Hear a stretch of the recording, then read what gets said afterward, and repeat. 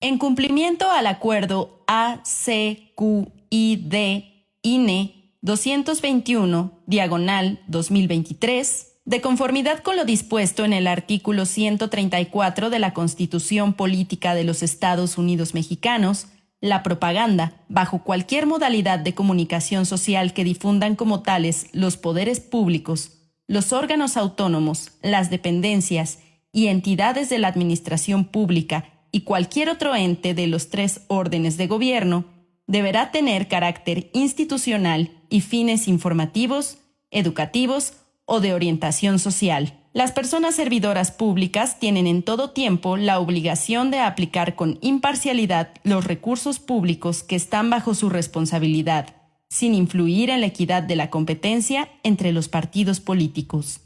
Instituto Nacional Electoral.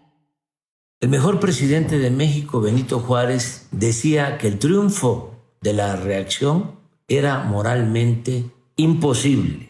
Si quieres que regresen los fueros y los privilegios de unos cuantos y que continúe la corrupción, el clasismo, el racismo y la discriminación, en cumplimiento al acuerdo ACQID-INE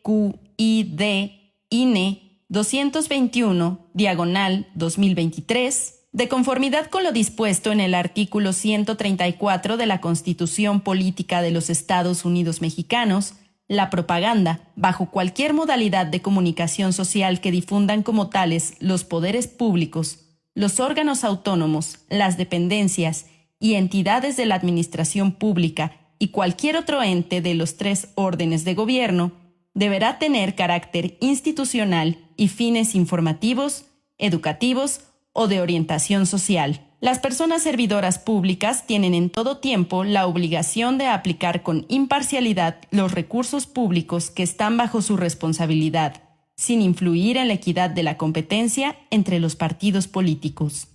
Instituto Nacional Electoral.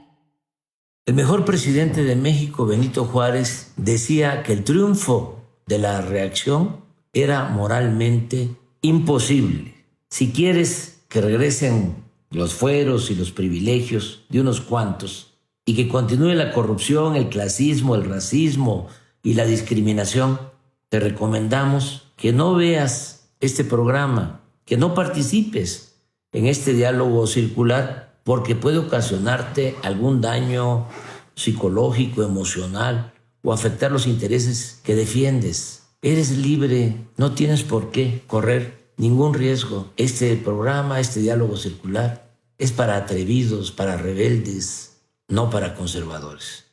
En cumplimiento al acuerdo ACQID-INE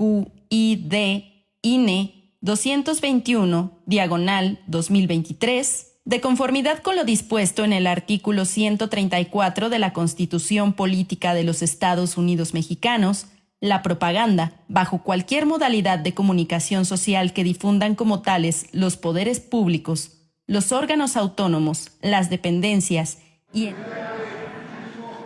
Nos da muchísimo gusto que nos acompañan en esta ocasión quienes cuidan las áreas naturales protegidas de nuestro país, que están aquí como invitadas, invitados especiales.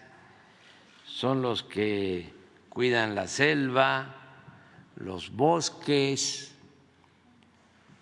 los humedales, manglares, la flora, la fauna de nuestro país. Es una labor importantísima, es apostar por la vida. Por eso nos da mucho gusto que estén con nosotros y vamos a informar sobre las áreas naturales protegidas, cómo vamos en esta materia. Se ha avanzado, pero no se ha informado mucho y es importante, interesante el que se sepa sobre esta riqueza natural de nuestro país y cómo se está cuidando, cómo se está conservando. Vamos a que María Luisa nos informe. Gracias, presidente. Gracias, presidente. Buenos días a todas y a todos. Con su permiso, presidente. Saludo con muchísimo gusto a mis compañeras y a mis compañeros. El día de hoy nos acompañan los 9 regionales que se encargan de trabajar directamente con las y los directores de las diferentes áreas naturales protegidas, también con los guardaparques, subdirectores y oficinas centrales que hacen posible que podamos tener este cuidado que mencionó nuestro presidente. Inicio compartiendo e informando las áreas naturales protegidas que se logran y que son decretadas por nuestro presidente, el licenciado Andrés Manuel López Obrador. La primera lámina, de favor. ¿Y cuál es la importancia de nuestro país? Como ustedes bien saben, somos el 5º país más diverso en flora y fauna. Esto nos da un compromiso y una responsabilidad. El presidente, el licenciado Andrés Manuel López Obrador, instruye crear áreas naturales protegidas con este objeto de cuidado, conservación, pero que las trabajemos directamente con las comunidades. Estas áreas naturales protegidas han surgido por el interés y por luchas legítimas del pueblo para el cuidado y la defensa del territorio.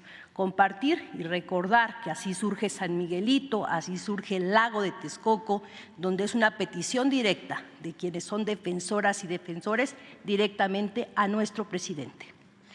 Los territorios más conservados y con ecosistemas más diversos están justos custodiados por nuestros pueblos originarios. Por primera vez en la historia del país, el presidente determina que tierras federales, como el caso de Fonatur, tuvieran un objeto de cuidado y conservación para el bienestar de las y los mexicanos y no para hacer negocios. Eso también es histórico. La primera, por favor. Compartir al pueblo de México que este es el planteamiento de la Comisión Nacional de Áreas Naturales Protegidas, con la Semarnat. El planteamiento es que nuestro presidente no sea el segundo presidente con más áreas naturales protegidas, sino que sea el primer presidente con el mayor número de áreas naturales protegidas decretadas. Aquí podemos ver, el planteamiento es que sean 43 áreas naturales protegidas y que las podamos lograr en diciembre de 2023. La siguiente. ¿Y cómo vamos? ¿Cómo vamos en este quehacer? Compartirles a todas y a todos los mexicanos que llevamos 21 áreas naturales protegidas de las 43. Vamos sumando de estas 182 que cuando nosotros llegamos a la administración habían, y ahora llevamos 203. De estas llevamos una superficie entre superficie terrestre y superficie marina, 91.608.327 hectáreas, 91,000 millones. La primera, por favor. Hago un recuento muy rápido de cómo iniciamos nosotros este trabajo. Recordar la primera área natural protegida decretada el 13 de diciembre del 2021 fue el caso Sierra de San Miguelito con 111,160 hectáreas. Trabajamos con 36 núcleos agrarios en 4 municipios y tenemos presiones de desarrollos inmobiliarios, de crecimiento urbano y en este sentido también de minería a cielo abierto. Esta área natural protegida es muy importante recordar que en el sexenio pasado destruyen lo que es Cerro San Pedro, la minera San Javier, y Cerro San Pedro era un símbolo justo del estado de San Luis Potosí. Entonces, por eso era importante esta área natural protegida, sobre todo por el valor ambiental. Contribuye a la provisión de importantes servicios ambientales como la recarga a 15 presas de la región. Es hogar de más de 1,000 especies de flora y fauna, entre ellos 280 endémicos, solo están en este espacio, y 55 de alguna categoría en riesgo, como el águila real. La siguiente, por favor. Otra área natural protegida que viene desde la lucha de los pueblos por más de 20 años, de los compañeros y compañeras del Frente en Defensa de la Tierra, mejor conocidos como Atenco. Esta área de protección de recursos naturales se logra con 14,000 hectáreas, se trabaja ya con 16 núcleos agrarios en 5 municipios del Estado de México y tienen el siguiente valor ambiental. Principal vaso regulador hídrico del Valle de México, regula 9 ríos del oriente y las aguas de la Ciudad de México, la ciudad más grande de nuestro país. Es el refugio para aves acuáticas migratorias, más de 200,000 aves. Y esta declaratoria reconoce la lucha de estos pueblos en defensa de su tierra, de su dignidad y de su vida. La siguiente, por favor. Área natural protegida Jaguar, de 2,249 hectáreas, decretada el 27 de julio del 2022. Esta está ubicada en lo que es Tulum, muy pegada a lo que es Parque Nacional Tulum, y logramos hacerla 4 veces más grande que Parque Nacional Tulum, que es de 664 hectáreas. Es muy importante porque tenemos presiones ahí de crecimiento urbano, de desarrollos inmobiliarios, de turismo no sustentable. ¿Y acá qué cuidamos? Cuidamos el hábitat de 565 especies de fauna, 81 de animales bajo alguna categoría de riesgo, y destaca la conservación del jaguar, símbolo sagrado de las culturas mesoamericanas. Es 4 veces más grande lo que comentaba, y acá tenemos 4 tipos de manglares, son humedales. La siguiente, área de protección de recursos naturales Peña Colorada, es de 4,843 hectáreas, se decreta en mayo de este año y abarca 2 municipios, Querétaro y El Marqués. ¿Qué presiones se tienen ahí? Las presiones de crecimiento urbano, de desarrollo inmobiliario, cuidamos 250 especies vegetales, 170 de fauna, forma parte del corredor que sigue la mariposa monarca. Esta declaratoria culmina la lucha de 19 años para proteger este territorio y contribuye a la protección de las zonas de filtración de agua que suministran este vital líquido a más de 1 millón de habitantes, de queretanas y queretanos de la capital. La siguiente. Pues como es conocido, nuestro presidente instruye que podamos en los terrenos que pertenecían a Fonatur crear áreas naturales protegidas. Son 17,918 hectáreas más de ecosistemas protegidos en 6 estados de la República, y a partir de ellos creamos 6 parques nacionales y 7 áreas de protección de flora y fauna. Con ellos nos vamos a 13 áreas naturales protegidas decretadas el 15 de agosto. La siguiente, por favor. Este es un mapa donde podemos ver dónde quedan estas áreas naturales protegidas. Voy a iniciar del norte hacia el sur. Está en Baja California el Parque Nacional San Quintín con 86 hectáreas, está en Baja California Sur, Parque Nacional Nopoló, está Parque Nacional Loreto con 6,228 hectáreas, Sinaloa con el área de protección de flora y fauna Juan M. Banderas con 2,489 hectáreas. En el estado de Guerrero, el Parque Nacional Vicente Guerrero de 724 hectáreas, el área de protección de flora y fauna Hermenegildo Galeana de 282 hectáreas. En el estado de Quintana Roo tenemos 4 áreas naturales protegidas, y nos gusta resaltar esto porque en el estado de Quintana Roo es parte también de este gran proyecto emblemático Tren Maya. Está el área de protección de flora y fauna Playa Delfines de 5 hectáreas, área de protección de flora y fauna Jacinto Pat, área de protección de flora y fauna San Buenaventura de 38 hectáreas, área de protección de flora y fauna Cenote Aerolito, único en lo que se encuentra en este cenote en el planeta Tierra.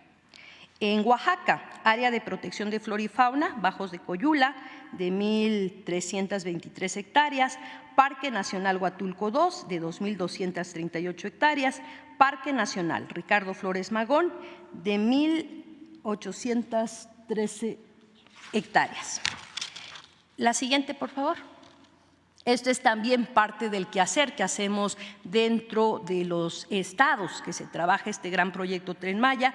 Esta área natural protegida Guanja, que fue decretada el 31 de agosto, tiene 38.255 hectáreas, se trabaja con 18 núcleos agrarios en 2 municipios de Tabasco, Balancán y Tenosique. Esta área natural protegida tiene una conservación de manglares rojo y botoncillos, pero son únicos en el mundo, porque estos manglares se dan en aguas saladas, cercanas al mar. Estas están 120 kilómetros agua adentro y es agua dulce, únicos en el planeta Tierra. Más de 890 especies de flora y fauna, como el pato real, rana leopardo y una gran diversidad de orquídeas. Con esto se contribuye a la captura, filtración y a la purificación del agua.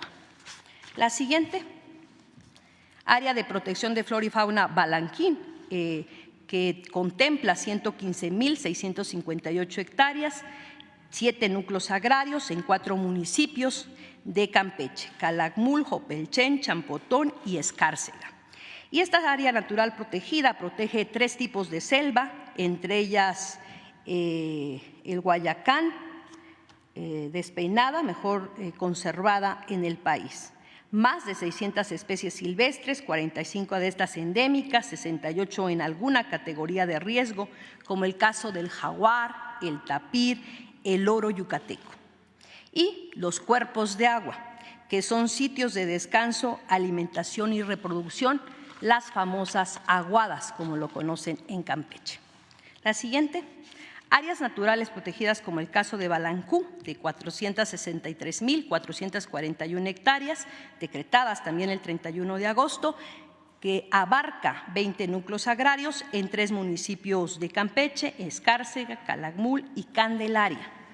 Esta área natural protegida protege 7 tipos de vegetación, entre los que destacan las selvas y humedales conocidos como aguadas.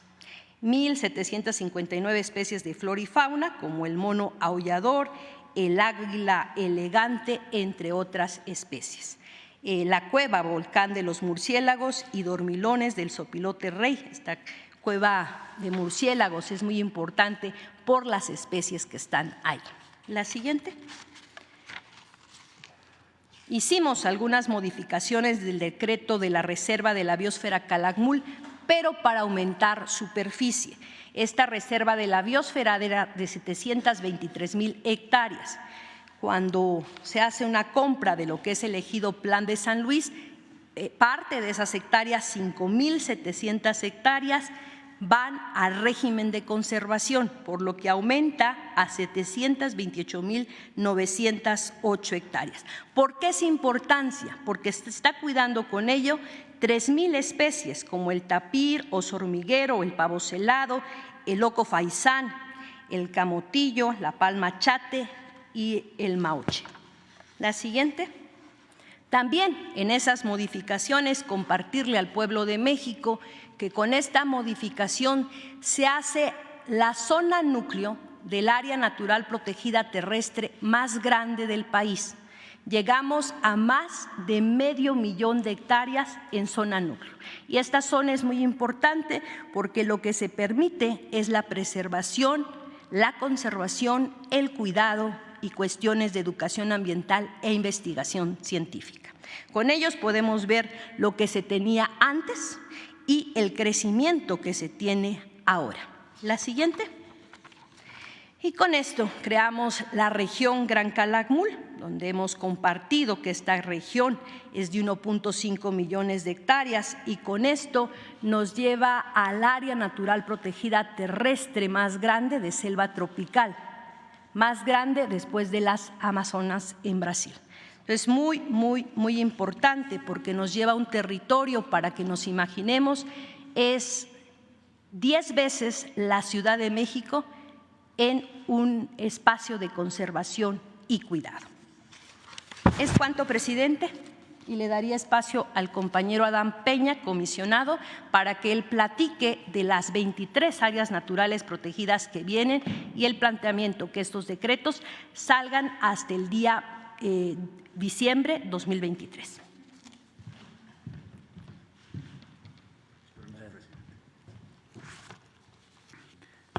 Muy buen día a todas y a todos. Es un gusto para nosotros, al interior de la Comisión Nacional de Áreas Naturales Protegidas, poder presentar este compromiso que tenemos con el pueblo de México.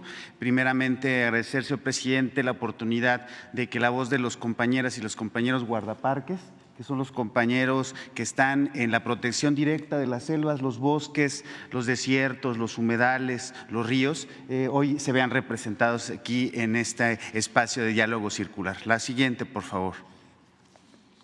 Pues primero, hacer un pequeño recuento. Las áreas naturales protegidas tienen un pasado en nuestro país. La primera fue decretada por el presidente Venustiano Carranza en 1917 como una influencia de la política de parques nacionales norteamericana. Pero fue el general Lázaro Cárdenas en el año 37 que, desde un enfoque de protección a las comunidades indígenas, la generación y protección de las cuencas de agua y el reconocimiento de propiedad originaria y el disfrute, impulsó una política nacional de parques nacionales en 41 decretos que hasta el día de hoy existen. El inicial de esta política fue el Parque Nacional Iztapopo. Y ahora nosotros, en esta etapa, el gobierno de la Cuarta Transformación, tenemos un nuevo compromiso.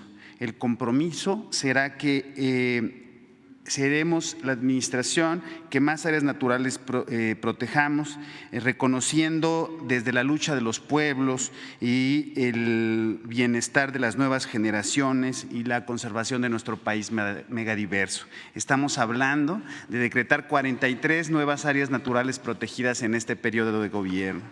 ¿Con quiénes lo vamos a hacer y con quiénes hacemos este compromiso? Con las integrantes guardaparques de la Comisión Nacional de Áreas Naturales Protegidas, los cuales somos la institución que impulsa conjuntamente con las mujeres y hombres de las comunidades locales la conservación de la biodiversidad y los ecosistemas y los servicios que a todos nos da estos ecosistemas, esta biodiversidad.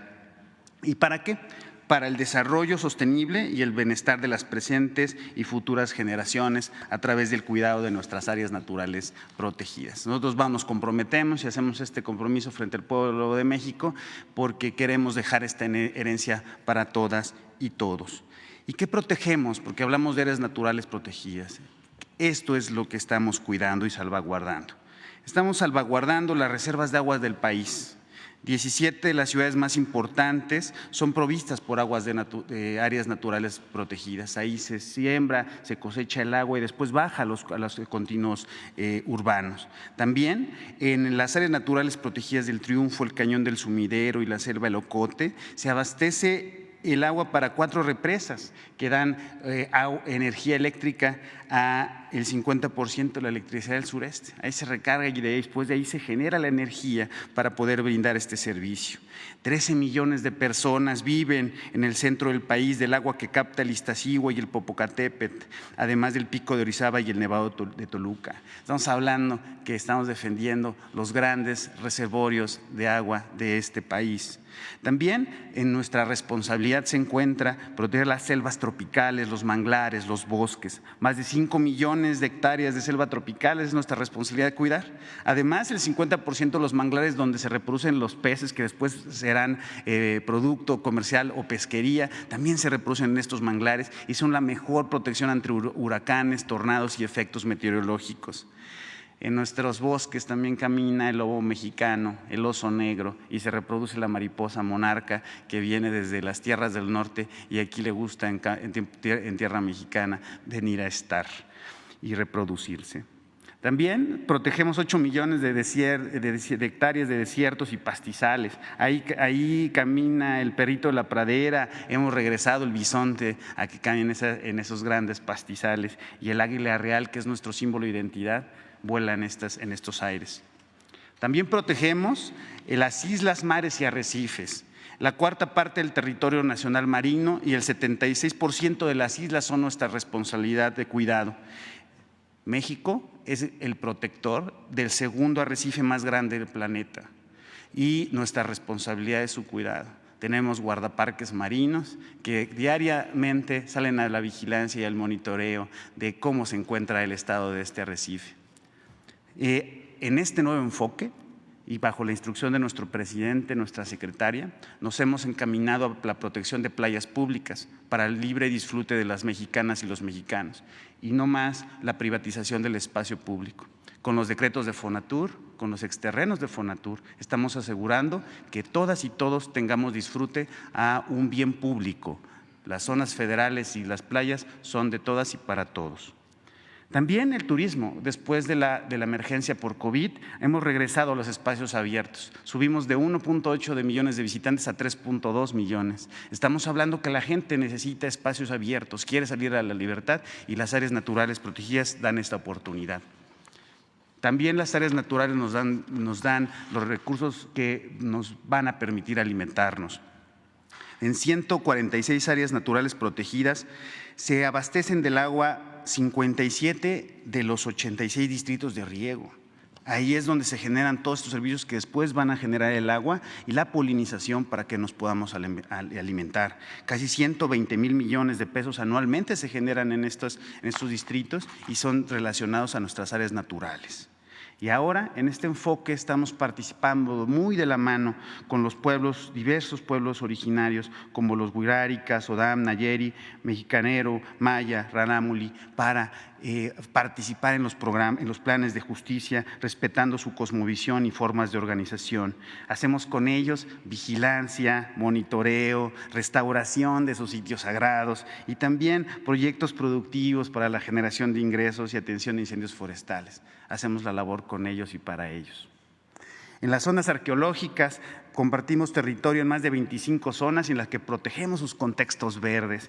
Y un ejemplo, lo acaba de comentar nuestra secretaria, el caso de Calakmul. Esas selvas y bosques están protegidos y permiten la belleza escénica de toda esta gran región.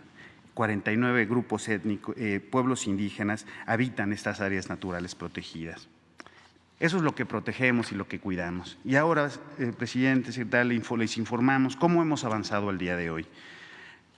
Antes, cuando llegamos, teníamos 182 áreas naturales protegidas con una superficie de 90.839.522 hectáreas. Ahora tenemos 203 áreas naturales con una superficie de 91.608.327. Antes teníamos un proceso de que hacían los documentos básicos para las áreas naturales con las consultorías. Eso no nos gusta porque los recursos son del pueblo y para el pueblo y las capacidades institucionales de especialistas, de gente técnica que está en territorio haciendo estos procesos están en la comisión. Y entonces lo hacemos nosotros, lo elaboramos en casa y hacemos unos productos de alta calidad técnica y científicamente, pero también de la mano de las comunidades. Antes se sacaban los decretos sin consulta, ahora nosotros estamos yendo a las comunidades a platicar a los ejidos, las comunidades, las rancherías, a todas las zonas habitadas para poder consultarles su opinión y cómo quisieran ellos cuidar su territorio. También ahora estamos buscando que cada área natural protegida que decretemos tenga su programa de manejo, que son su instrumento rector. En un año tendríamos que estar publicando los programas de manejo y que no dejemos ninguna de las nuevas áreas sin este instrumento. Además, pues estamos considerando las comunidades aliadas para la conservación, mejorando su bienestar, y que esto hace un aumento en el compromiso para la conservación. Hay una herramienta que se llama Área Destinada Voluntariamente a la Conservación. Cuando llegamos teníamos 525.904 hectáreas y ahora contamos, y esta información es muy importante para el pueblo de México, con 1.213.000 hectáreas de superficie de conservación voluntaria por parte de los pueblos y comunidades. Y es muy importante mencionar 3 ejemplos.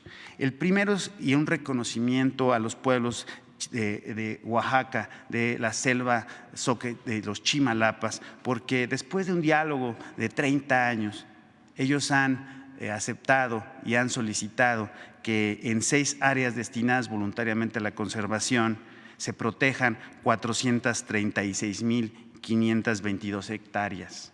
Estamos hablando casi de 500.000 de hectáreas de la selva que ellos han resguardado por cientos y casi miles de años, se han comprometido a su cuidado. En el caso de Guerrero, la parte alta, también las comunidades forestales se están comprometiendo a conservar. Cuando llegamos solamente había 5,000 hectáreas, ahora tenemos 23,108 hectáreas. Toda la zona de Balcón de la Bandera, de Tecpan de Galeana y de Atoyac están comprometiéndose a la conservación, y es un corredor comunitario del jaguar, le llamamos. Y en Campeche tenemos un sueño y queremos conectar en la región Gran Calakmul, la zona del área natural protegida de Calakmul, con Laguna de Términos. Hemos identificado jaguares que van a ver el mar. Entonces van de la zona arqueológica y van a las costas a ver al mar. Queremos protegerles, queremos cuidar ese sendero y dejarlo de herencia para todas y todos los mexicanos. Y las áreas destinadas voluntariamente a la conservación nos han dado esa oportunidad.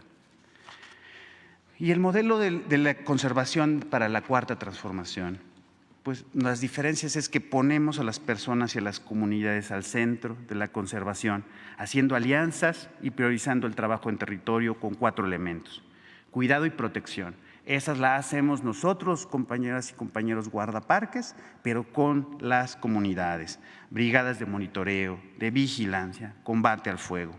Equilibrio entre el desarrollo económico y la viabilidad ambiental de los ecosistemas, generación de empleos y actividades productivas sustentables. También pues, que te generen ingresos para que puedan tener unas condiciones de vida viables y así mejoren su bienestar. Y la cuarta es la comunidad. Para ser una herramienta de protección y defensa del territorio, las áreas naturales, es necesario alianzas con las comunidades y que se asuma como procesos locales. Y basamos 2 ideas fuerza en esto, es que coman los que nos dan de comer y que beban los que nos dan de beber. Si ellos protegen las reservas de agua, tienen que tener acceso también a estos beneficios ambientales. Y el compromiso, pues, es reconocer y retribuirles de forma justa todo lo que nos proporcionan, la vida misma. El compromiso que manifestamos hoy en esta conferencia mañanera es las nuevas declaratorias al cierre del año 2023. Estamos hablando de que declararemos 22 áreas naturales protegidas que suman más de 3 millones de hectáreas aproximadamente en 17 estados, con lo que al cierre de 2023 pasaremos de 203 a 225 NPs, con una superficie estimada de más de 95 millones de hectáreas. Eso no está pasando en ninguna parte del mundo. Nosotros estamos tomando como un gran reto el cumplimiento de las metas internacionales para la protección del medio ambiente, porque de ahí se basa la supervivencia de la vida misma de todos y todas los mexicanos. Estamos trabajando en los procesos de declaratoria a través del diálogo social y comunitario y construyendo acuerdos para nuevas áreas naturales protegidas en los estados de Yucatán, Puebla, Baja California Sur, Chiapas, Tamaulipas y Zacatecas. Es así que en este proceso vamos a declarar algunas áreas naturales protegidas relevantes para todo el país. Piaxta-Toyoltitla es uno de los bosques mejores conservados del país, entre Sinaloa y Durango, con una gente increíble y con la protección de una biodiversidad formidable. Hay algunas referencias de que hay hasta especies que consideramos extintas que vuelan en esos bosques y las comunidades están comprometidas en su conservación. La Sierra Vallejo-Ameca, un corredor formidable del jaguar y donde fluye el agua que después va a dar a Puerto Vallarta, también lo vamos a proteger en acuerdo y diálogo con las comunidades. Canoas, una comunidad que comenzó con 5,000 hectáreas de protección y que ha llegado a 20,000 hectáreas, pero que lo relevante es que la gente la está pidiendo porque lo ven como una herramienta de protección frente a riesgos como la minería.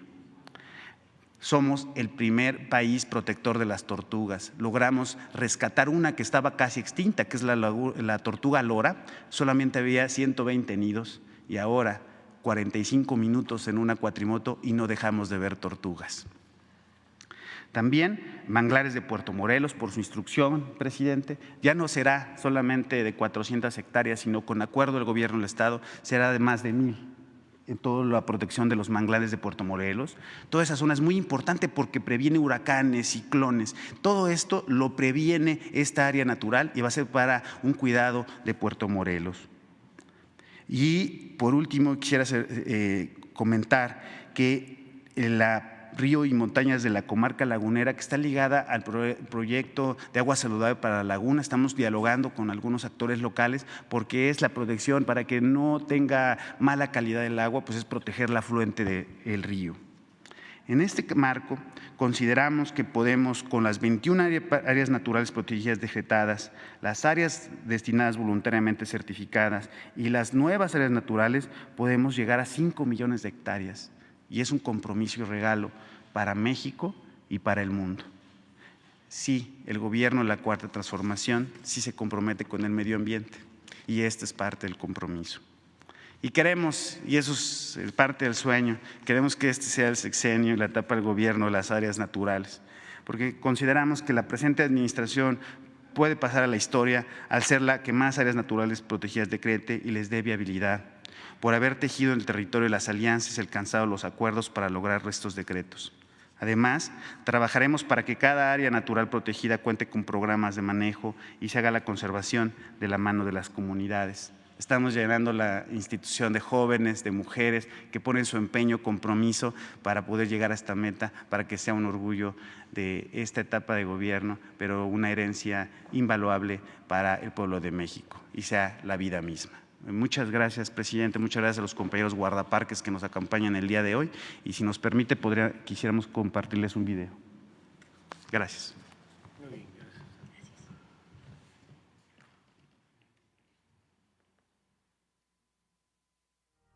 La Secretaría de Medio Ambiente y Recursos Naturales, a través de la Comisión Nacional de Áreas Naturales Protegidas, cuida desiertos, humedales, playas, arrecifes, bosques y selvas que generan alimentos, agua, aire limpio y son hogar de comunidades de animales y plantas.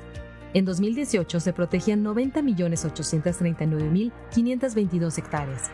Recientemente llegamos a 203 áreas naturales protegidas que suman 91.608.327 en total, gracias al decreto de 21 ANPs federales. Área de Protección de Flora y Fauna Sierra de San Miguelito, Área de Protección de Recursos Naturales Lago de Texcoco, Área de Protección de Flora y Fauna Jaguar, Área de Protección de Recursos Naturales Peña Colorada, 13 declaratorias de áreas naturales protegidas en terrenos que eran propiedad de Fonatur. Se asegura la protección de playas públicas y parques nacionales. Reserva de la Biosfera Huanjá, Área de Protección de Flora y Fauna Balanquín y Reserva de la Biosfera Balancú, que conforman la región Gran Calakmul. Para salvaguardar los recursos naturales y los servicios ambientales de México, se crearán 22 áreas naturales protegidas más, que serán protegidas por guardaparques de la mano de las comunidades. Reserva de la Biosfera Piaxtla-Tayoltita, hogar de la guacamaya verde, cotorra serrana y corredor biológico del jaguar. Un macizo forestal en excelente estado de conservación en donde nacen ríos increíbles. Reserva de la Biosfera Sierra de Vallejo, Río Ameca. Selvas donde vuela la guacamaya verde, transita el jaguar y más de 1,600 especies nativas. Además, se recarga agua para Puerto Vallarta. 5 santuarios tortugueros, Playa Cahuitán, Morro Ayuta, Barra de la Cruz Playa Grande, Playa El Verde Camacho y Playa Lechuguillas. En sus playas anidan tortugas marinas como laúd, prieta y golfina, entre otras. Cuentan con vegetación de duna y matorral costero. Área de Protección de Recursos Naturales Lago Tlahuajico. Se practica la agricultura de herencia prehispánica y es un remanente de los humedales al sur de la Cuenca de México. Es uno de los últimos reductos de los lagos de México, Tenochtitlán. Área de Protección de Flora y Fauna Manglares de Puerto Morelos. Protege los manglares rojo, blanco, negro y botoncillo y felinos como el jaguar, jaguarundi, tigrillo y ocelote. Santuario Cotorra Serrana. En sus bosques vuela la cotorra serrana, especie emblemática y que solo se encuentra en esta zona. Área de Protección de Recursos Naturales, ríos y montañas de la comarca lagunera. Aquí fluyen los caudales de los ríos Nazas y Aguanaval.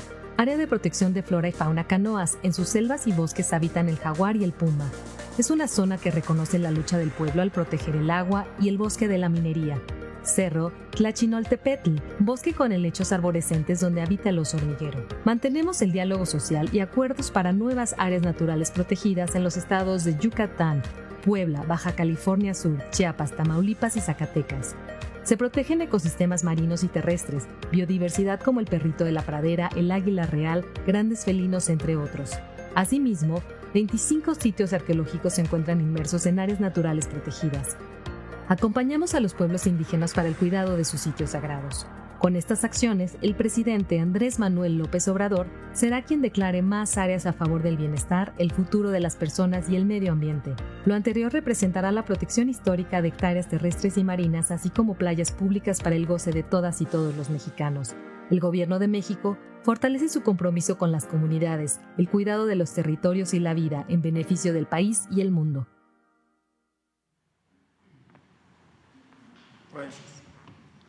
Pues esto es. Vamos a las preguntas. Empezamos ahí.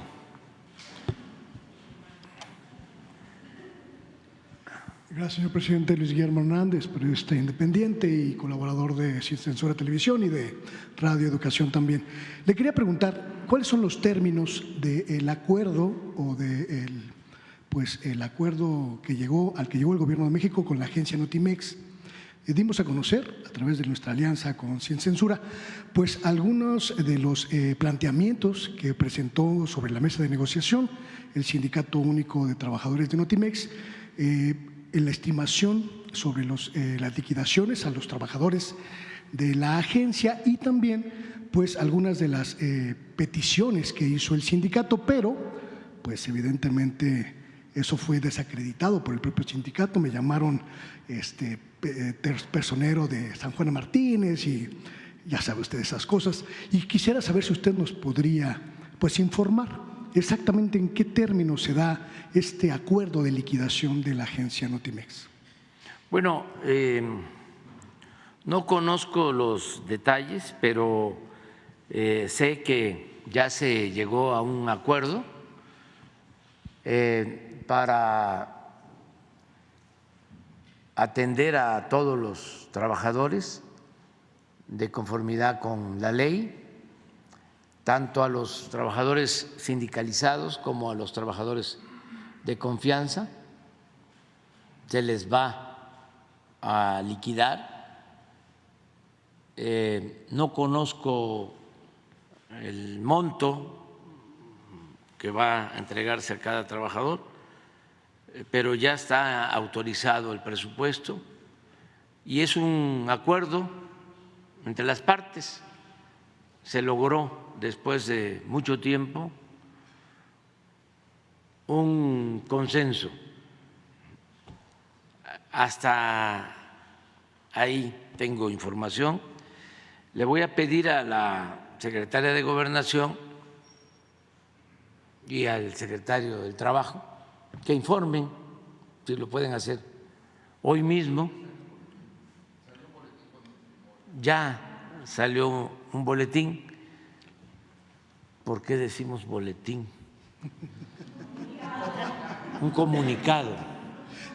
El comunicado básicamente plantea, digamos, los acuerdos de cordialidad para el cierre de la negociación, pero, digamos, los datos pues que necesitamos conocer. Sí, ojalá y se puedan dar los datos, toda la información del día de hoy. Muchísimas gracias. Sí. En una segunda pregunta, señor presidente, estamos llevando a cabo un trabajo de largo aliento, una crónica sobre su sexenio. Hemos buscado a través de entrevistas el testimonio de muchos colaboradores de su gobierno para tratar de tener una visión pues completa de su sexenio, lo que consideramos una revolución social de la Cuarta Transformación. Y entre esos testimonios, uno muy importante para mí, que soy el hacedor de esta crónica, pues es el suyo. Supongo que usted no me podrá conceder una entrevista exclusiva para hablar sobre eso, pero le quiero pedir un favor, que me permita durante las próximas semanas, los próximos meses, preguntarle específicamente sobre estos temas que me interesa plantearle. Salen del contexto de la coyuntura cotidiana, pero tienen que ver con su sexenio, para poderlo llevar a cabo, para concluir esta crónica que vamos a publicar de manera independiente en la primavera próxima. Si me permite, me gustaría preguntarle, uno de los primeros actos de su gobierno, el primer día de su gobierno en diciembre de 2018, usted realizó un gesto que se convirtió en un gesto muy simbólico. Estaba usted en la plancha del Zócalo y se arrodilló frente a un grupo de indígenas. En ese momento había mucha expectativa sobre su gobierno y ese gesto nos dio la impresión de que algo estaba cambiando en el país. ¿Exactamente por qué se arrodilló, señor presidente? Bueno, por respeto a una ceremonia de los pueblos originarios, que pues es lo más íntimo de nuestro país, las culturas que vienen de lejos, es el México profundo. Creo que es lo más cercano, ¿no?, a lo que ha sido nuestro país en toda su historia.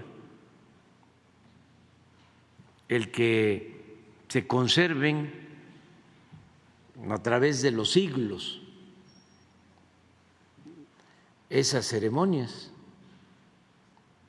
Entonces, ¿cómo no arrodillarme ante eso? Es una veneración y es un acto de respeto a las tradiciones, a las costumbres, a las culturas originarias. Yo sostengo y estoy escribiendo sobre eso, de que lo que somos actualmente se lo debemos a la herencia cultural que viene de siglos atrás, mucho antes de la llegada de los europeos, antes de la llegada de los españoles. Es decir, no somos lo que se inició hace 500 años, ni siquiera somos lo que se inició hace 700 años con la fundación de Tenochtitlan. No, esto que estamos viendo, Calakmul, se fundó y floreció como cultura, como gran civilización, 300 años antes de la era cristiana. Pues 23 siglos, no 5 siglos de la llegada de los españoles a la fecha, sino 23 siglos. Y la cultura madre, la cultura olmeca, lo mismo, 2000 años antes de Cristo. Entonces, eso es lo que se ha transmitido de generación en generación, es lo que traemos cargando, lo que traemos prendido en el corazón, lo que traemos a cuesta. Nuestros antepasados nos han venido heredando esas costumbres, esas tradiciones, y México tiene por eso una gran reserva de valores culturales, morales, espirituales, y eso es lo que nos ha protegido siempre ante todas las calamidades, y por eso México sale adelante. Entonces, el humanismo mexicano, que es el modelo que nosotros estamos aplicando como gobierno, se nutre tanto de las raíces profundas del México prehispánico, porque son cosas extraordinarias. Por ejemplo, no había en el México prehispánico esclavitud. Son temas muy polémicos. Yo sé que no les va a gustar a algunos. Me van a sacar de que en los murales de Bonampak están los presos, ¿no? Los esclavos sometidos. Sí, en las guerras intestinas se daba eso, pero el pueblo vivía en libertad. No existía la esclavitud. Eran libres, vivían en sus comunidades, la tierra era comunal, no existía la propiedad privada.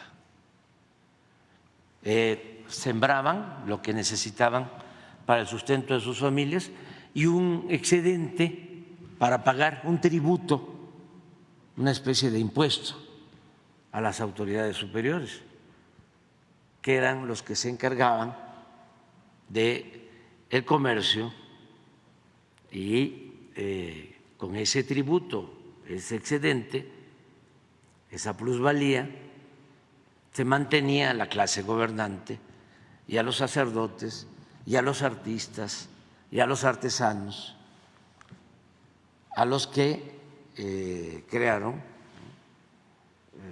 estas importantes culturas, el conocimiento de la ciencia, de la astronomía, de la agricultura, de las chinampas, en fin, desde luego del arte, de la arquitectura. Entonces,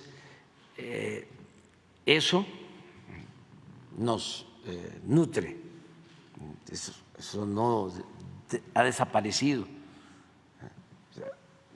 Somos libres. ¿Cuándo llega la esclavitud? Cuando nos invaden. Los primeros esclavos los somete Cortés en Puebla. Eso no existía, el concepto de esclavitud. Entonces, somos libres. Otra cosa que no existía era también la avaricia. Por eso en el Chilambalán lo que se escribe sorprende por la forma en que se ambicionaba el oro. La primera fiebre del oro se da con la llegada de los invasores, pero no existía esa codicia en los pueblos prehispánicos. Entonces,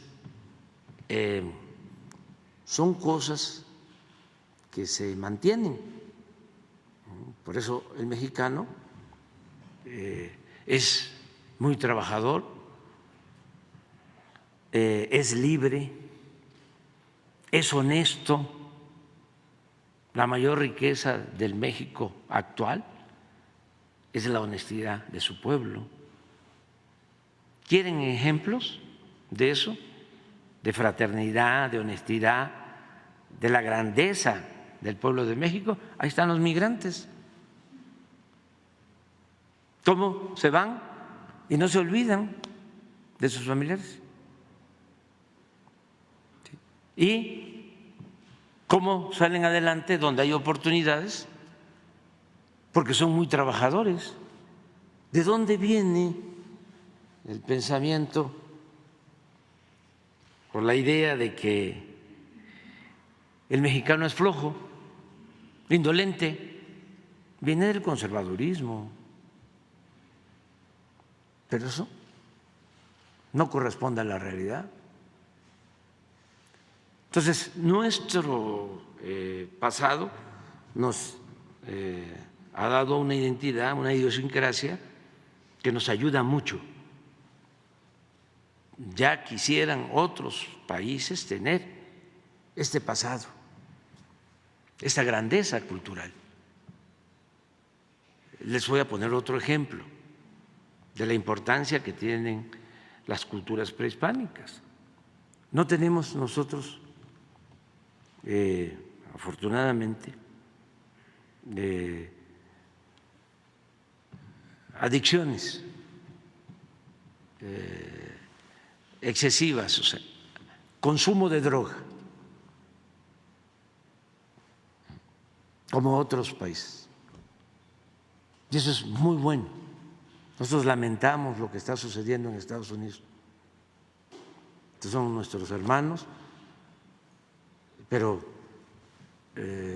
tienen un consumo de fentanilo que les produce 100,000 muertes al año de jóvenes. Nosotros no tenemos eso. No llegan ni a 1,000 los que pierden la vida en México por sobredosis, por consumo de fentanilo. Y por eso también tenemos que evitarlo, porque si eso se fomenta, crece ese consumo en nuestro país, entonces sí, sería fatal, tremendo. ¿Pero por qué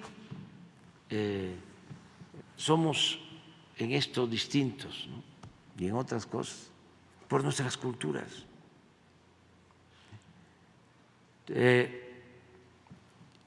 Este es un ejemplo, ¿no? Del por qué tenemos que mantener nuestras culturas, tenemos que mantener la cohesión en las familias, que eso es también de México, eso también viene de lejos, la unidad familiar, la fraternidad familiar. La familia mexicana, siempre lo digo, es la institución de seguridad social más importante del país. Es más importante que el Seguro Social y que cualquier institución de seguridad social, porque somos muy fraternos. Le va mal a un miembro de la familia y acuden en su apoyo a otros.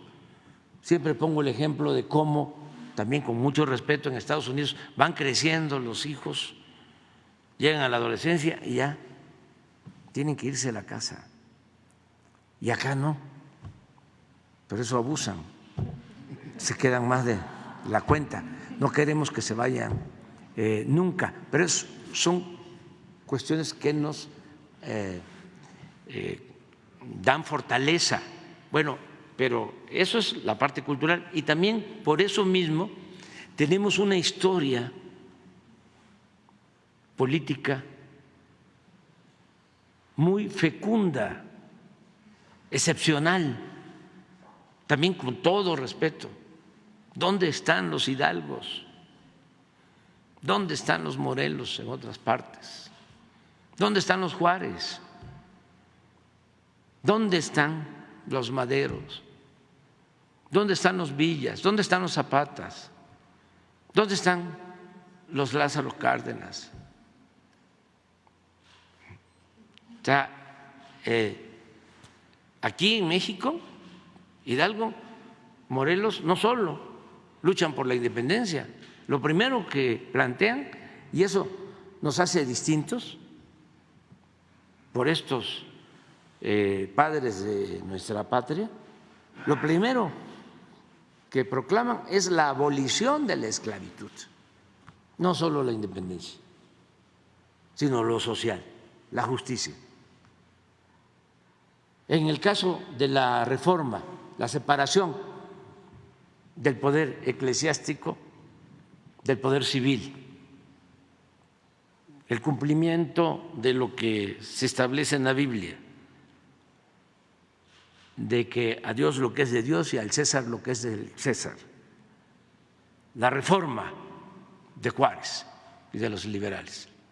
Eso no se da en ninguna parte del mundo más que en México. ¿Sí? El Estado laico. Somos un pueblo muy religioso, la mayoría de los mexicanos practica una religión, es creyente, hay también no creyentes, agnósticos, ateos, libres pensadores, pero la mayoría es creyente. Sin embargo, esa mayoría creyente es al mismo tiempo partidaria del laicismo, por esa historia de Juárez, de los liberales, del movimiento de la Reforma. Y luego la Revolución Mexicana. No hay una revolución social más importante en el mundo. Es la primera revolución social que se lleva a cabo en el mundo. Tenemos la primera constitución social, la más avanzada de todas en lo social, la que garantiza el derecho de los campesinos a la tierra, la que garantiza la jornada máxima de 8 horas, el salario justo, prestaciones, la que define el dominio, la propiedad de la nación sobre los recursos naturales, incluido el petróleo y otros recursos del subsuelo, la minería. Todos esos recursos son de la nación. Bueno, eso está en la primera Constitución de esas dimensiones en el mundo, la Constitución del 17. Entonces, ¿qué es el humanismo mexicano? Es, pues, el México profundo, con su grandeza cultural y su fecunda historia política. Y eso es lo que somos. Y por eso nos sentimos muy orgullosos de ser mexicanos. Señor presidente, ese gesto iniciático de su gobierno fue muy poderoso. Nunca habíamos visto a un presidente arrodillado ante el pueblo y muchos pensaron que a partir de esa imagen iba a ser un gobierno de cambios, pero algunos reclaman que su gobierno, por ejemplo, no logró aterrizar en la ley los acuerdos de San Andrés Lárnzar. Algunos hablan de que el gobierno de López Obrador no terminó de darle plenos derechos a los pueblos indígenas. ¿Qué piensa de eso? Yo creo que avanzamos bastante en los hechos, porque no todo tiene que ver con las leyes. Si el problema fuese en las leyes, pues no habrían problemas, porque no hay ninguna ley que diga que se permite robar, no hay ninguna ley que diga que se permite discriminar o actuar con racismo, con clasismo. No, las leyes como están podrían servir para hacer justicia si existe la voluntad de hacerlo. Entonces, con ese marco legal, con ese marco jurídico hemos avanzado y en los hechos se ha logrado hacer justicia a los pueblos originarios. Por ejemplo, lo que hicimos con los pueblos yaquis. Cuando, después de que el general Cárdenas les reconoce sus territorios, cuando se había visto que se le regresaran tierras que se les habían arrebatado después de la dotación presidencial del general Cárdenas. Se les restituyeron como 30,000 hectáreas. Se les otorgaron créditos para que todo el ganado que había en esas 30,000 hectáreas pasaran a formar parte de los pueblos yaquis. Se está construyendo un distrito de riego en los pueblos yaquis, un acueducto, porque no tenían agua para su consumo los pueblos, muchísimas acciones de desarrollo, de bienestar. Y lo mismo en todas las comunidades. De el programa de bienestar, que incluye muchas acciones, son las comunidades indígenas las que tienen prioridad. Si lo vemos en términos generales, los estados que más presupuesto reciben para el bienestar son Chiapas, Oaxaca y Guerrero, los más pobres y los que tienen más población indígena. En esos estados, en todas las comunidades indígenas, en todas, las familias, los hogares reciben cuando menos un apoyo del presupuesto, cuando menos un programa, ya sea porque son adultos mayores, por ejemplo, antes de que tomáramos la decisión de que se apoyara a los adultos mayores a partir de los 65 años, porque el apoyo era a partir de los 68, ya las comunidades indígenas sí recibían su apoyo a partir de los 65, porque consideramos que no puede haber trato igual entre desiguales, que la justicia es darle más al que tiene menos. Y el que no recibe un apoyo porque tiene el derecho a una pensión de adulto mayor, recibe una pensión por discapacidad, o los jóvenes reciben una beca, o están en el programa Sembrando Vida, o reciben de manera gratuita sus fertilizantes para sembrar sus tierras. Entonces, sí, hemos atendido a las comunidades originarias, ellos lo saben bien y lo vamos a seguir haciendo. Desde luego, es mucha la deuda que se tiene con los pobres de México, porque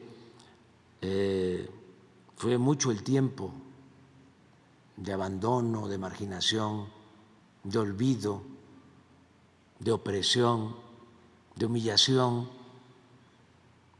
y apenas está iniciando la transformación, porque no se atendía al pueblo, sobre todo a partir del periodo neoliberal o neoporfirista en los últimos 36 años, desde 1983 a 2018, los hijos predilectos del régimen eran los oligarcas, era una minoría. Al pueblo no se le atendía, nada más cuando había elecciones. Iban a las comunidades a repartir despensas, materiales de construcción, a comprar los votos, nada más. Por eso yo sostengo que no había democracia. Lo que existía, lo que predominaba era una oligarquía, que es el gobierno de una minoría, con fachada de democracia, pero no había una democracia auténtica, porque la democracia es el gobierno del pueblo, para el pueblo, con el pueblo. Por eso no se entiende ahora lo que está pasando. Algunos están desconcertados porque se están llevando a cabo cambios. Entonces, ¿cómo es de que los altos funcionarios van a ganar sueldos elevadísimos, los expresidentes van a tener pensiones millonarias, el presidente va a tener un Estado Mayor presidencial, un cuerpo de élite de 8,000 elementos para cuidarlo, y va a tener un avión de lujo de 75 metros de largo por 25 de ancho, con alcoba y baños y salas de junta, y todo eso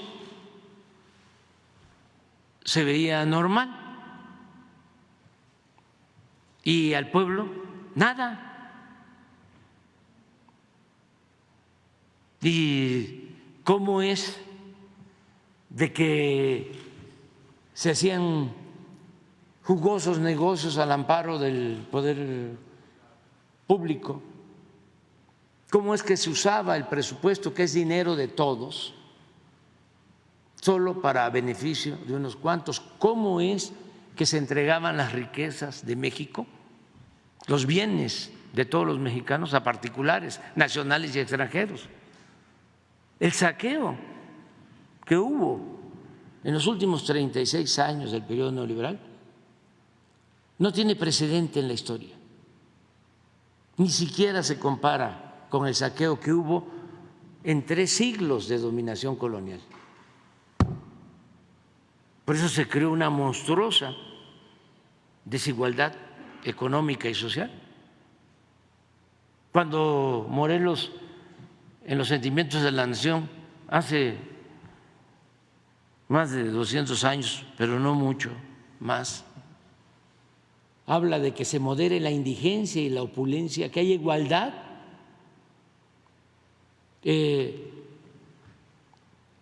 buscaba resolver este problema de fondo de la desigualdad en México.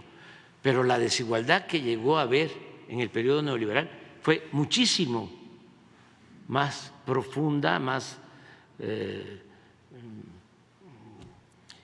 opuesta diametralmente a la que existía en ese entonces, cuando Morelos plantea la moderación de la indigencia y la opulencia.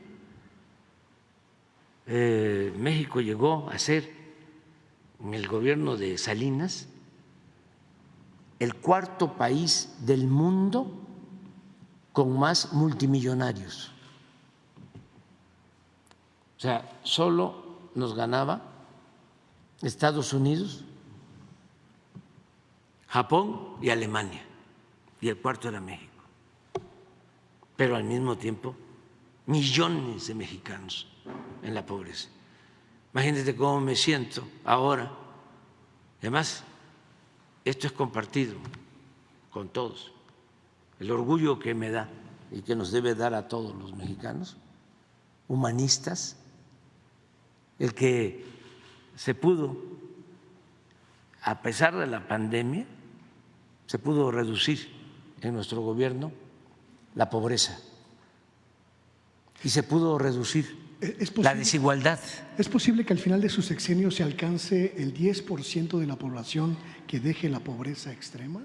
¿El 10% son 12, 13 millones de mexicanos? Sí, sí, porque la última encuesta del INEGI se levantó en el 22, se acaba de dar a conocer.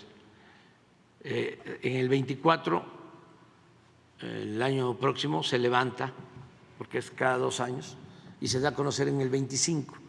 Y del 22 al 24 es cuando mejor nos ha ido. Y eso no está medido en la encuesta del INEGI, de la última.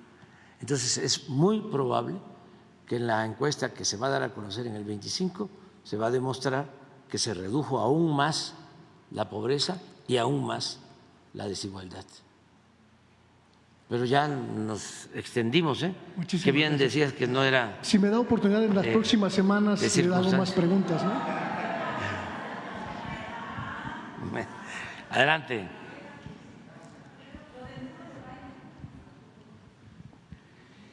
Buenos días, señor presidente. Raúl Hernández, el Barlovento, el concepto integral del comercio exterior. Buenos días, señor secretario. Buenos días, invitados. Perdón. El reciclaje. El reciclaje es una actividad económica importante en el otro extremo del concepto integral del comercio exterior. Es la reducción y acopio de materiales al término de un ciclo de vida, de su ciclo de vida, en los cuales se puede tener un mejor aprovechamiento y evitar pasivos ambientales, cuidar recursos naturales, generar autoempleo. Sin embargo, el convertidor catalítico automotriz, instalado en poco más de 35 millones de automóviles de combustión interna en México, según cifras del INEGI, es revisado en cada verificación semestralmente para medir los niveles de emisiones de gases contaminantes, no puede ser reciclado en nuestro país, señor presidente, por considerarse como residuo peligroso. Es un mensaje para la señora secretaria. Según la fracción 3 del artículo 31 de la Ley General de Prevención y Gestión Integral de los Residuos del 8 de octubre de 2003. El convertidor catalítico automotriz tiene en su interior una carcasa, en el interior de su carcasa, una parte cerámica por donde se evitan los humos del motor con 3 metales finos, platino, paladio y rodio, los cuales al entrar en contacto con las partículas que no se quemaron en la combustión interna, las retiene, evitando así la contaminación ambiental. Por cada tonelada de esa parte cerámica pueden recuperarse 425 gramos de paladio, 354 gramos de platino, 28 gramos de rodio. Es decir, del 2000 al 2019 no se recuperaron en nuestro país aproximadamente 16.682 kilos de esos 3 materiales, con un costo aproximado de 557,000 pesos por kilo, lo que suman una cantidad considerable, 9.291 millones de pesos que nuestro país no captó.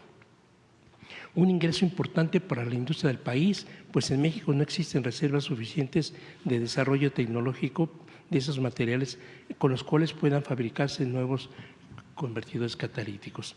La mayoría de esos convertidores usados se va a Estados Unidos, a donde sí se reciclan y donde sí se hace lo que no podemos hacer acá. Debo agregar que el crecimiento del automóvil en nuestro país es mayor al de la población, pues en 2 décadas los vehículos aumentaron de 248%. Y otro dato, 1.880% las motocicletas, que por cierto las motocicletas no usan convertidor catalítico y 5 motocicletas contaminan lo que contamina un automóvil. Usuarios de motocicletas mecánicos, así como algunos funcionarios públicos, aseguran que esas motocicletas no les exigen el convertidor catalítico porque así no contaminan, cosa que pues no es cierto. Según datos del INEGI, en el año 2000 había cerca de 10 millones de autos privados en el país y unas 300,000 motos. Ahora tenemos 36 millones de autos y 6 millones de motos en las últimas décadas. Un domingo en Reforma, señor presidente, en cada alto se paran 60, 70 motocicletas ahí. El convertidor catalítico automotriz tiene una vida útil de 7 años en promedio y puede prolongar de manera óptima su funcionamiento hasta alcanzar 100.000 millas, o sea, 160.000 kilómetros. Todo dependerá del cuidado y el mantenimiento que el conductor le dé a su automóvil. Esta prohibición de reciclaje afecta más de 10.000 acopiadores, de los cuales 400 son integrantes de una asociación, la Asociación Interamericana de Medio Ambiente y Reciclaje, ACE, institución que promueve y fomenta el reciclaje en México y pugna porque las autoridades competentes se aboquen a la resolución del problema para dejar de considerar que injustamente estos acopios en todo el país y que no los dejen de considerar como delincuentes a los que hacen este trabajo. Aymar, que tengo un escrito para usted, ha presentado más de 11 análisis: CRETIF, corrosivo, reactivo, explosivo, tóxico, inflamable y biológico infeccioso, emitidos por el Instituto de Estudios Materiales de la UNAM, del Instituto de Física de la Universidad Nacional Autónoma de Universidad Autónoma de Nuevo León, del Tecnológico de Monterrey, de 7 laboratorios autorizados por Semarnat y de un laboratorio de Texas, del estado de Texas en Estados Unidos, con los cuales se dictamina que esos residuos no son peligrosos por no ser tóxicos ni corrosivos. Aymar ya consultó a la Semarnat mediante el oficio de GIMA 710/001351 de fecha 5 de abril de 2021, la cual respondió: respecto a la iniciativa, en caso de proceder esta modificación a la ley, obligará a modificar el listado 5 de la NOM 052, Semarnat 2005. Se estima que modificar la ley conforme a la propuesta podría beneficiar la valorización de este tipo de residuos. Por lo anterior, Aymar le manda una carta que tengo yo aquí, si me permite entregársela, solicitando a usted respetuosamente la atención de la titular de Semarnat y que se considere esta importante actividad de reciclaje convertido catalítico automotriz usado como no peligroso en beneficio del desarrollo del país. En un segundo término, escolleras en la desembocadura de los ríos Grijalva y Usumacinta. El 12 de marzo de 2021, el canal de YouTube El Barlovento TV publicó una entrevista con el titular de la Draga Montebello, de la CEMAR, en el río González, en un afluente del río Grijalva, con la que se dragaban en 3 etapas metros cúbicos vastos para dar solución a las inundaciones y daños a los cultivos en las riberas de los ríos Grijalva y Usumacinta.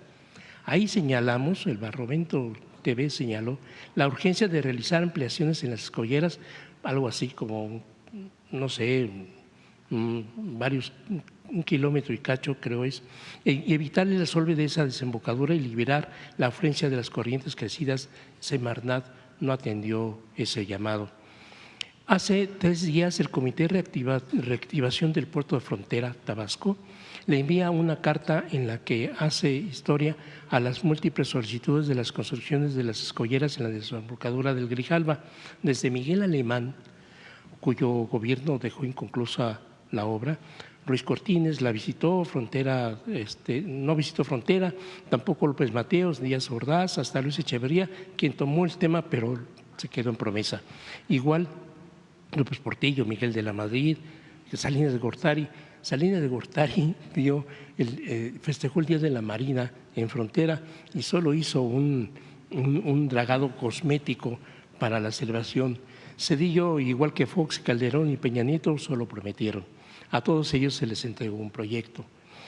Con esta fecha, señor presidente, dice la carta, queremos decirle que este comité sigue vivo. Algunos se siguen quedando en el camino, otros, los que suscribimos, los que estamos radicados en esta geografía olvidada, y pensamos con toda firmeza que la construcción de las escolleras vendría a ser la obra cumbre que puede aportar enormes beneficios a Tabasco, pues sería la puerta de salida de la enorme caudal que arrasa los ríos Grijalva y Usumacinta y que tanto daño provoca en las zonas bajas de Tabasco, daños a la agricultura, a las tierras, a las zonas habitacionales, a los negocios y desde luego causante también de pérdidas humanas. Con esta obra se drenarían libremente las aguas hacia el Golfo de México y de la misma manera sería la plataforma de desarrollo de Puerto Frontera, el más rezagado del país, por cierto. Firman el contador público Miguel Paz Estañol y 5 directivos más. En última instancia, señor presidente, el balasto sobre el Tren Maya, lo digo con honestidad, señor presidente, me dio mucho gusto escucharle a usted hace 3 semanas afirmar que la única piedra que hay, el único balasto que hay en consistencia necesaria para el Tren Maya está en los Tuxtlas.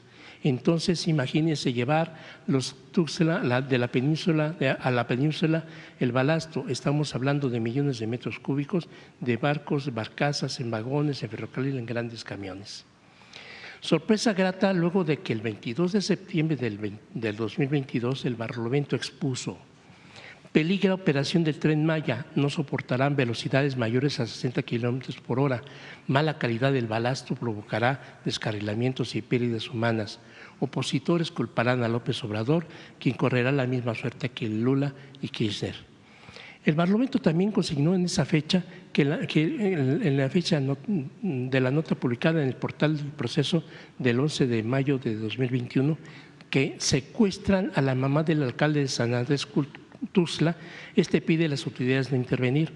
Con esa acción ilegal, los integrantes de la Confederación Autónoma de Trabajadores y Empleados de México, CATEM, consiguieron autorizaciones, entre comillas, para ingresar a la mina Balsapote, negadas antes por el entonces presidente municipal Octavio Pérez Garay, para extraer el balasto que reúne las características únicas para el Tren Maya, como ahora usted lo afirma. Por esa razón le pregunto respetuosamente, señor presidente, ¿habrá acciones legales contra los inversores de CATEM en el banco de Balsapote por todo el material extraído ilícitamente?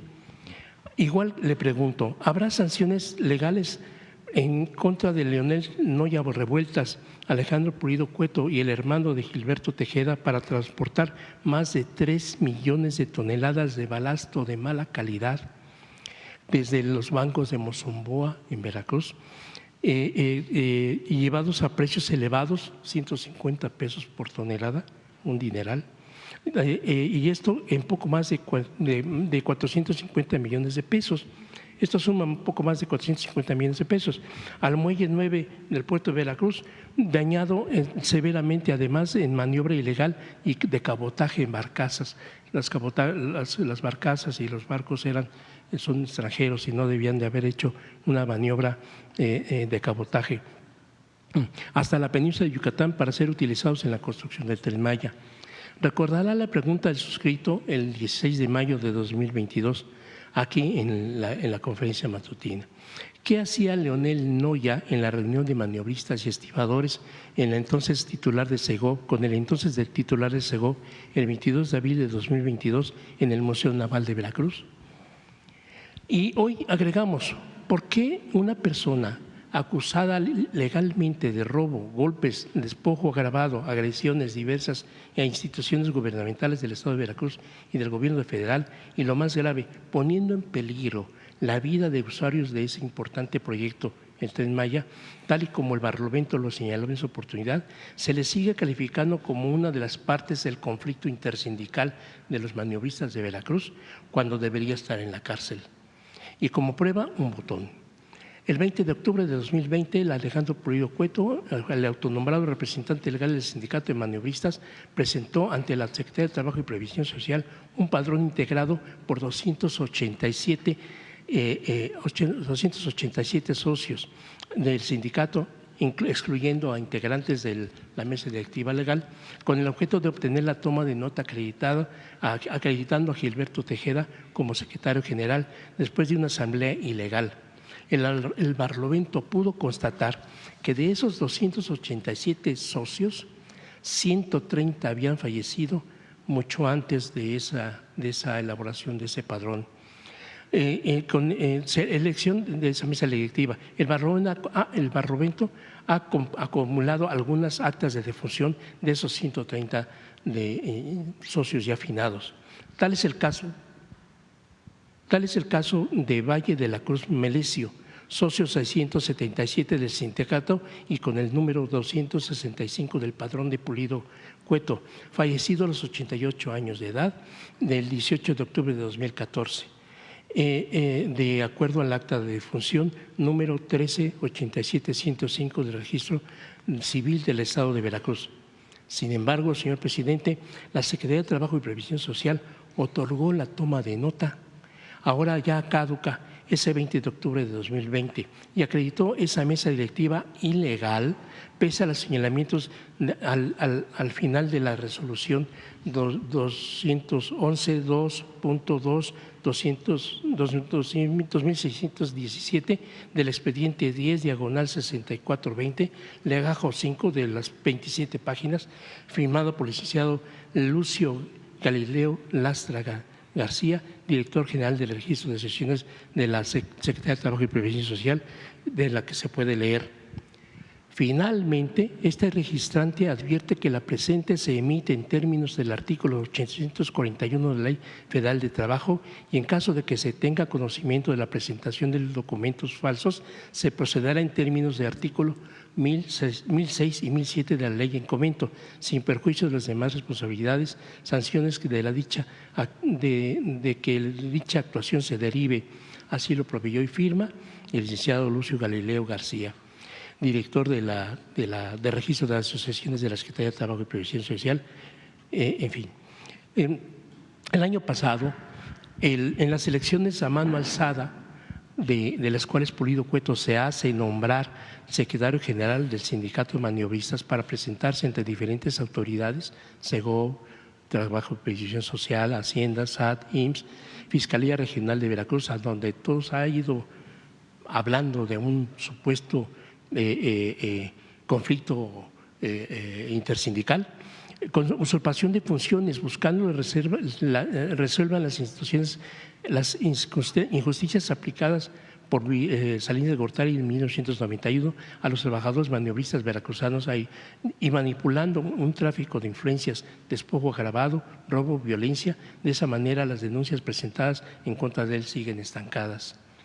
Asimismo, hace 2 semanas el fiscal de la 17 Distrito Regional de Veracruz, licenciada Olán García Elías, quien supuestamente tiene la carpeta principal 8106/19, con los acumulados, es que me están cayendo los lentes, disculpen, con los acumulados de otras 3 carpetas. Comentó que esa carpeta aún la tenía el fiscal del distrito, licenciada Idiria Gabriela Contreras Tun. La carpeta 5255/20 la lleva un nuevo fiscal de nombre Josué López Córdoba desde hace 3 meses, pero mencionó no cuenta la carpeta mencionada.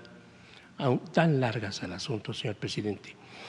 Por otra parte, el 11 de julio de 2023, el maestro Eugenio Hernández Velasco, el representante del INDEP en Veracruz, dijo al Barlovento vía telefónica: es de nuestro conocimiento que el sindicato aportó los bienes a la empresa Seporver. Esa figura jurídica es la que debía los impuestos, por eso les quitaron esos inmuebles. Los bienes les fueron decomisados a la Seporver. El licenciado Santiago Muñoz Márquez, supuestamente abogado externo de INDEP, es la persona que fue golpeada por los guaruras de Pulido Cueto, fuertemente fue publicado, del INDEP, agredió severamente el pasado 25 de mayo del presente año por golpeadores de Pulido Cueto, agredido por golpeadores de Pulido Cueto en las afueras de los juzgados de Boca del Río, dijo al Barlovento: los funcionarios del INDEP no quieren dar información como los que estamos en esto, por miedo. El asunto está politizado y desconozco por qué hasta el día de hoy el señor Pulido Cueto sigue en libertad. Pues porque ustedes no actúan, no denuncian, se le comentó, y responde: hacemos lo que podemos con lo que tenemos. Recuerde que soy abogado externo, no empleados de gobierno, pero de todos modos no denuncian las agresiones ni los abogados externos ni los de funcionarios del INDEP. no han hecho ninguna actividad en contra de esas agresiones. Por todo esto le pregunto, señor presidente, ¿serán sancionadas estas dos personas, Leonel Noya Revueltas y Alejandro Punido Cueto, junto con sus cómplices en las acciones ilícitas denunciadas varias veces por los afectados, principalmente los integrantes de la mesa directiva del Sindicato de Maniobristas? Y lo más grave, señor presidente, que bueno, se llevaron material, balasto, arriesgando la vida de la gente en el Tren Maya, que afortunadamente, insisto, me alegra saber que usted acude constantemente a supervisar la construcción de esa gran obra, y la cual, la verdad, lo agradezco, y tantas vidas que no van a ser sacrificadas ahí. Por eso le pregunto principalmente por el proyecto de la Secretaría por el vocero, porque el vocero de la Secretaría de Gobernación, Luisa María Alcalde Luján, Carlos Enríquez, ya platicó con el suscrito el pasado 7 de septiembre, pero no hemos tenido ninguna respuesta. Aún no ha fijado fecha para una reunión, tal y como usted lo indicó el pasado 18 de agosto. Por sus respuestas y comentarios le agradezco, señor presidente. Sí, sobre esto último, vamos a continuar insistiendo para que platiques con la secretaria de Gobernación, con Jesús,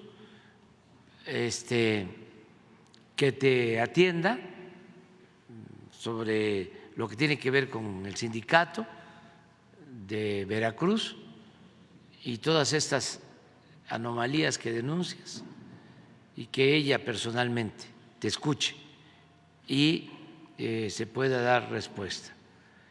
Por lo del reciclaje, pues aquí está María Luisa, a ver si ahora terminando platican, se ponen de acuerdo. Y en lo de el desasolve de los ríos, de los Umacinta, del Grijalva, del González, estamos trabajando en eso. Desde luego, siempre ha sido una demanda sentida la creación de escolleras, la construcción de escolleras, la modernización del puerto de frontera y el desasolve, siempre, desde el presidente Francisco I. Madero, que envió la primera draga, y luego el presidente Obregón, y así se han ido llevando a cabo acciones de desasolve. No siempre, no todos los sexenios. Nosotros ahora sí han estado trabajando como nunca dragas en los 3 ríos, en el Usumacinta, ahí en el tapón de la desembocadura de el Usumacinta y el Grijalva en frontera, y también en el río González se está trabajando en el desasolve. Se ha avanzado bastante para que no se padezca de inundaciones, que no se salgan de su caudal los ríos, que no desborden, y hay que seguir hacia adelante. Es de lo que hablábamos hace un momento. Hay muchas cosas pendientes, van a quedar muchas cosas pendientes. Ya no voy a poder yo hacer todo lo que se requiere. Ya hicimos la refinería ahí cerca, en Dos Bocas, ya se está mejorando el puerto de Dos Bocas, y también el puerto de Coatzacoalcos y toda la recuperación del istmo que fue una acción visionaria porque ahora nuestros hermanos panameños están padeciendo y hay problemas para que pasen los barcos por el canal de Panamá, por problemas de falta de agua. Sí. Sí. Sí, sí. Esa escollera de Salina Cruz que se hizo, que está por terminarse, que es 1,5 kilómetros, es lo que se tiene que hacer, porque si no se hacen esas escolleras y solo se desasolva, con el paso del tiempo vuelven a asolvarse las salidas al mar. Entonces la escollera ayuda a esto. Esta es una escollera y es un rompeolas para darle estabilidad al puerto, al nuevo puerto de Salina Cruz, que va a tener tiene un calado de 24 metros y se está hablando de que se va a reactivar el istmo como la vía para unir los océanos ante el problema que yo espero que sea temporal, lo deseo así, de falta de agua para los canales de Panamá. Entonces, es una obra importante esta del istmo y nos está ayudando la Secretaría de Marina. Pero bueno, con María Luisa, con Luisa María, ¿sí? Y tomamos en cuenta también lo que mencionas del balasto. Afortunadamente ya es poco lo que nos falta de balasto. Y sí se llevó todo el balasto de los Tuxtla hasta la península de Yucatán, porque se debe saber, todos tenemos que ir aprendiendo, todo el tiempo se aprende, como decía el pedagogo Paulo Freire, es enseñanza-aprendizaje, y el balasto, la piedra que se utiliza para los trenes, se ponen los durmientes y luego las vías, pero tiene que llevar piedra y no es cualquier piedra. Para trenes de alta velocidad se requiere de una piedra muy dura, como fierro, y esa piedra solo se encuentra en las minas de los Tuxtla, en Veracruz. Entonces hay que llevarla en barcos, en barcazas, en tren, en grandes camiones, hasta la península de Yucatán. Eso ha significado mucho trabajo de transportistas, de obreros.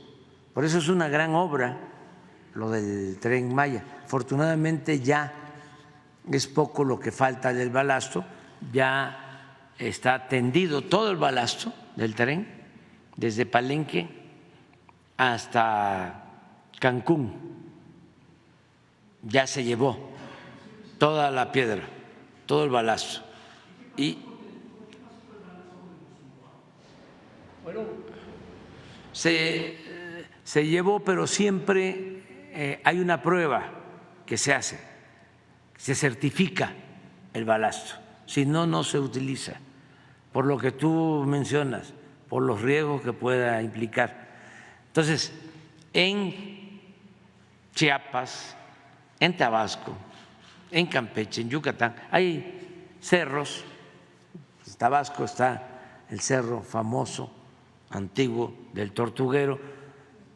En Chiapas lo mismo, muchos cerros, pero la piedra no es resistente, no es tan dura como la piedra de los Tuxtla. Es tan importante ese banco de los Tuxtla, hablando de la cultura, que las cabezas colosales olmeca, la piedra que utilizaron los escultores, era piedra, grandes rocas de esa piedra, sí, que llevaban en balsas por toda la costa a la venta por el río Tonalá,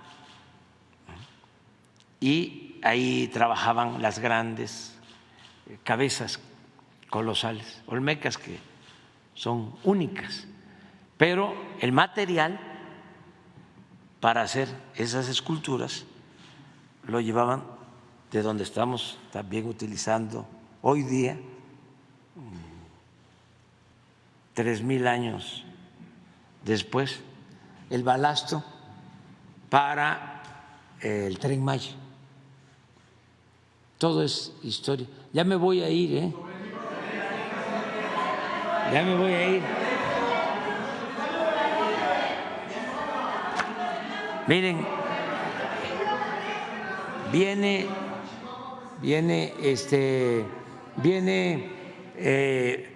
una comitiva, un grupo de funcionarios de Estados Unidos, encabezado por el secretario de Estado, señor Blinken, y empezamos a las 9. Ya, va a ser un café con pan nada más el que voy a. No va a haber desayuno. Tenemos una agenda todo el día, van a trabajar servidores públicos del gobierno de Estados Unidos, del gobierno de México, los temas, va a haber una conferencia de prensa al final de todas estas reuniones, todos estos encuentros, que son 2 o 3, son temas relacionados con la migración, el narcotráfico, también lo que tiene que ver con el desarrollo de América del Norte, el tratado comercial, las inversiones para México y también lo que estamos proponiendo de inversión para Centroamérica y para toda América Latina y el Caribe, con el propósito de atender las causas y enfrentar así, de esa manera, con el desarrollo de los pueblos, de los países de América Latina y del Caribe, enfrentar el problema de la migración, porque la gente no abandona sus pueblos por gusto, lo hace por necesidad. Entonces, no se trata de estar reteniendo con barreras, con muros. Yo creo que vamos a tratar este asunto también, y yo mañana voy a hablar del tema de esta propuesta que se dio a conocer el día de ayer para permitir la construcción de un muro en la frontera, que es contrario a lo que venía sosteniendo el presidente Biden. Es hasta ahora el único presidente que no ha construido un muro. No está todavía construido. Es una propuesta. Yo entiendo que hay fuertes presiones de los grupos políticos de extrema derecha en Estados Unidos, sobre todo los que quieren aprovechar el fenómeno migratorio, el consumo de las drogas, con propósitos electorales.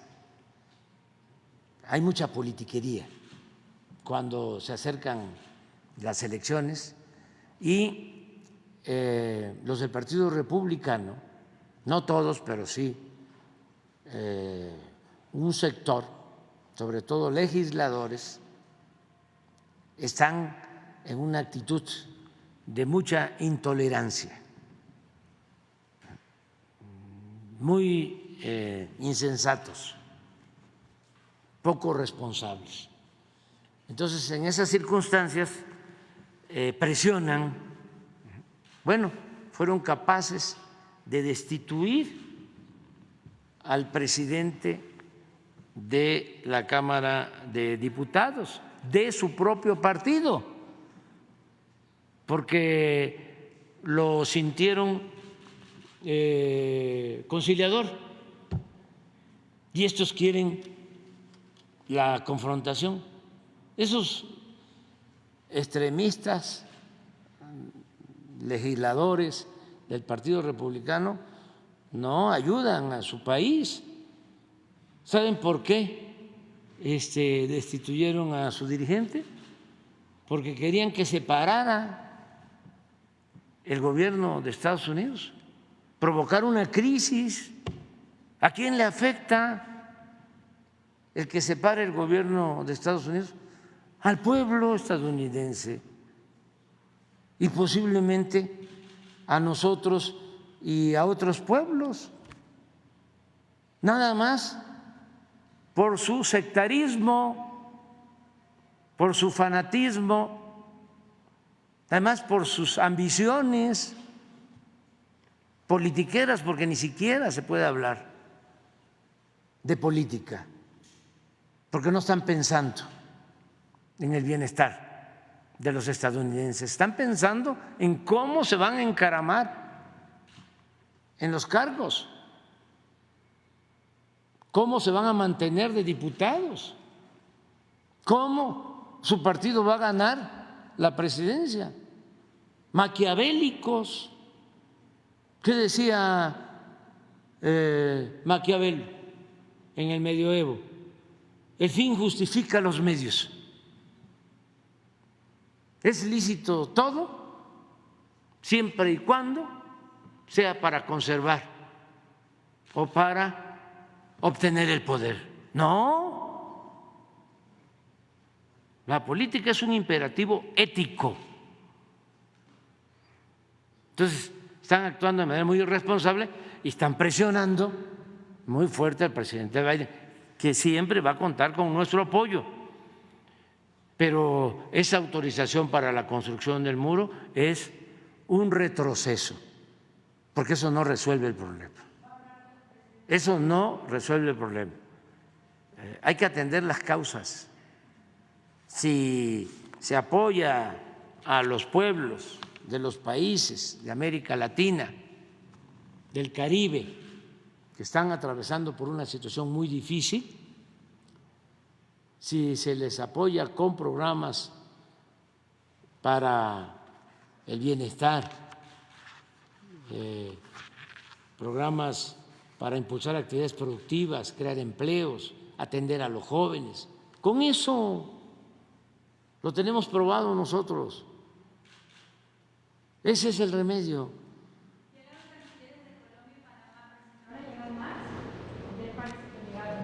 Esta es una reunión con el equipo, con la comitiva de Estados Unidos, es una reunión bilateral, pero también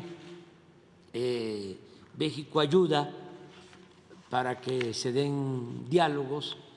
Nuestro territorio está abierto para que los conflictos, las diferencias, las controversias se puedan resolver mediante el diálogo, sin el uso de la fuerza y sin medidas coercitivas.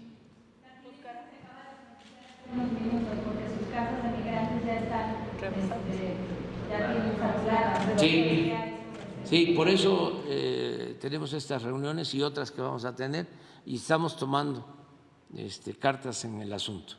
Ya termino, estoy contento, fíjense, presumo, ¿lo permiten? ¿Sí? Contentísimo, los libros de texto.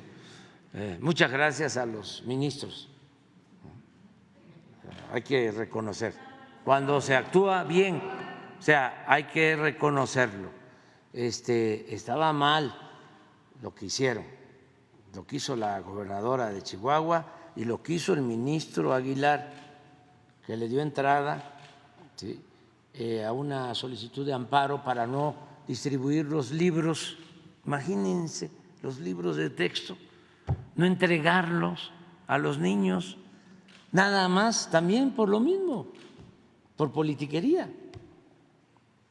Entonces, ayer resolvieron los ministros por unanimidad, no todos, pero a los que les tocó atender este asunto, que se distribuyan los libros, que se entreguen los libros a los niños en Chihuahua. Nada más falta Coahuila, pero ya con esto es un paso adelante.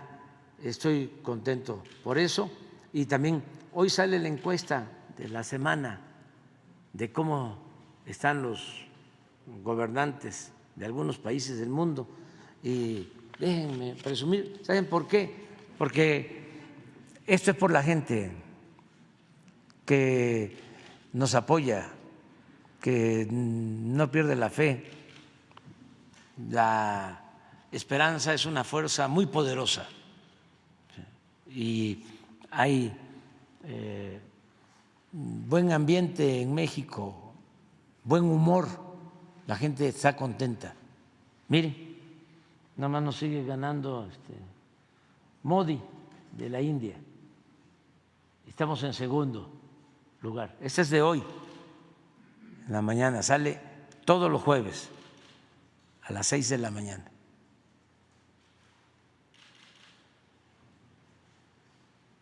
Estamos bien y de buenas. Y ahora sí vamos a atender al señor Blinken. Dios.